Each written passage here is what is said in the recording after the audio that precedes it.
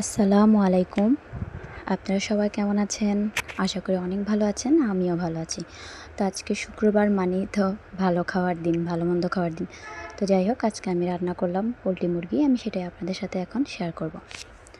তো বরাবরের মতোই আমি পাতিলটা গরম করে নিলাম। নিয়ে এখানে পরিমাণ মতো তেল দিয়ে দিলাম। এখন আমি কেটে রাখা পেঁয়াজগুলো দিয়ে দিব।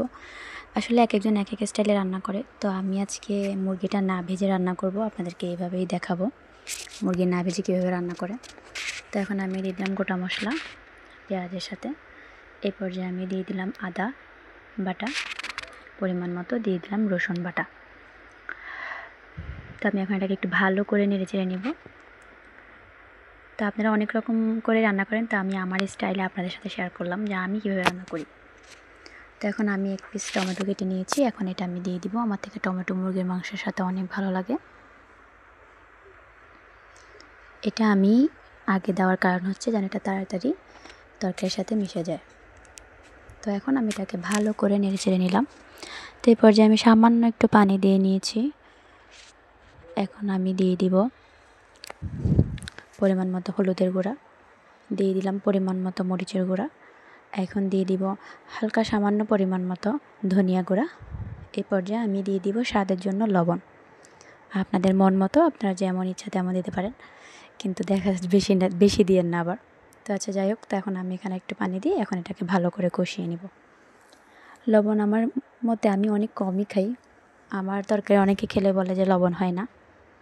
তো এখন এই পর্যায়ে আমার কষানো হয়ে গেছে। আমি কেটে রাখা মুরগির পিসগুলো আর সাথে আমি একটা বড় সাইজের আলু দিয়ে দিলাম। দিয়ে যে আমি এখন নেড়ে চেড়ে নিব। এখন এটাকে আমি কষানোর জন্য 5 থেকে 6 মিনিট পানি দিব না, আমি তেলের উপরে এটা ভালো করে কষিয়ে নিব। একটু নেড়ে চেড়ে আমি এখন এখানে ঢেকে দিব। এই যে দেখুন, আমার প্রায় উপরে চলে এসেছে তেলটা। তো আমি আরেকটু কষিয়ে নিব। তো আমার কষানো হয়ে গেছে। দেখুন, আপনারা যদি মুরগিটা না ভেজে রান্না করেন তাহলে এটা একটু ভালো করে কষাবেন, যেন একদম লাল লাল দেখা যায়, সুন্দর দেখা যায়, তেলটা উপরে ভাসা হয়ে যায়। তো আমি এখন ভালো করে সিদ্ধ হওয়ার জন্য দিয়ে দিলাম পরিমাণ মতো পানি, দিয়ে এখন আমি ঢেকে দিব। চলে আসলাম, আমার ঝোলটা একদম সমান সমান হয়ে গেছে। আমি এই পর্যায়ে নামিয়ে নিব, কারণ আলু দিলে ঝোলটা টেনে যায় পরে। তো আমি এখন এই পর্যায়ে দিয়ে দিলাম আপনার জিরার গুঁড়া আর দিয়ে দিলাম গরম মশলা। এটা আমি ঘরে বানাই, আমার হাতে বানানো মশলা। তো এখন আমি দিয়ে দিব কেটে রাখা কাঁচামরিচ। আমি কাঁচামরিচ বেশি ইউজ করিনি, যেহেতু আমার বাচ্চারা খায়, আমি খুবই কম দিয়েছি। এখানে আমি 3টে কাঁচামরিচ দিয়েছি, 3 পিস। তো এখন আমি এই পর্যায়ে দিয়ে দিব ধনিয়া পাতা। আপনারা কে কে মুরগির মাংসের সাথে ধনিয়া পাতা খান কমেন্টে জানিয়ে যাবেন।